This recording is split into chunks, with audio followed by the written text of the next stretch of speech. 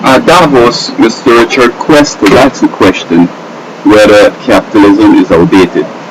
And the answer is yes and no. Yes, in that it seems as if it's not working and perhaps we need to move to a new system. But democracy and capitalism seem to go together. And many people were touting in the recent past that it's a forte of white people. This is why people think we should develop something else for Africa as the New York model. But I don't think it's necessarily a white and black thing. I think it's a religious thing. When Europe came out of the feudalism and the Middle Ages by way of the Christian Reformation, a variety of social institutions emerged, and they forgot that it's that catapult by the religion that precipitated those cultural aspects. And I'm thinking in terms of democracy and capitalism especially. Democracy basically it's it's the one a political system wherein you vote for somebody, and if that person wins, you're happy. If the person loses, you're not sad, but you'll hope that the next time you could win, and you will not try to assassinate the opponent or sabotage them, because the scriptures and the Ten Commandments and the whole Bible apply. It says that you should love your enemy as yourself, and you should do unto others what you like to be done to you. You should kill, and the whole 9 yards, whole 10 Commandments and so on. And then the economic system is of such that you are trusted, you're honest, you work hard, you work for your pay, you're not greedy, wanting to steal the businesses, assets and so on. And you're content with what you earn, accept your social status, and try to change it by better education or invention or something of the sort. So as Europe and the rest of the world moved away from the Christian Reformation and start embracing voodoo and other forms of evil, Halloween and psychics and Ouija board and so forth, and voodoo and so on, you find that you just can't be democratic and capitalist again, because they don't work together. You have to be more like a Christian, sort of. So that if we want democracy and capitalism to work, we have to have a reformation and a revival. We have to go back to points in time when people were honest and hardworking and not as evil as we are today, murderous and corrupt and so on. But I'll say this though, that there's another system on the horizon. It's called theocracy. Israel had used that in the past, but they said, you know what, we want something else. We want a king. We want a kingdom. We don't want God to be running the show. Well, I'm sure that there are many honest people in Israel who will say that they made a mistake and they will want to mark with theocracy again. I want theocracy real bad. I mean, I think I'm a real good Democrat and capitalist. I don't care who wins. I mean, just do the right thing and let's go on.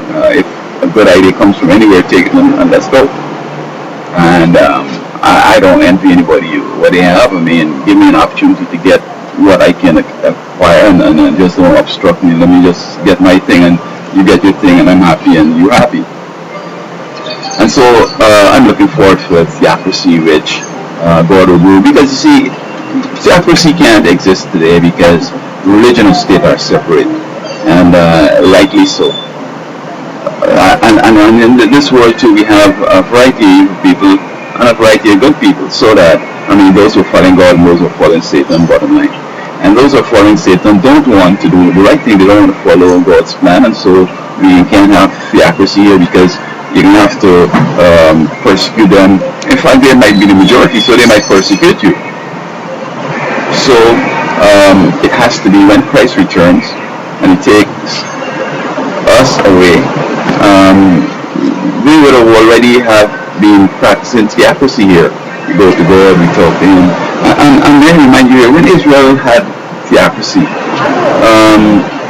The whole point with Israel, though, that they should have developed this theocracy to the level where the world would be knocking at the doors to find out, like, how are you so successful? How are you so happy? How you have less mental illness, crimes, murders, rapes, divorces, jails, police, prisons. The whole thing that we take for normal, fires, disease, and so forth.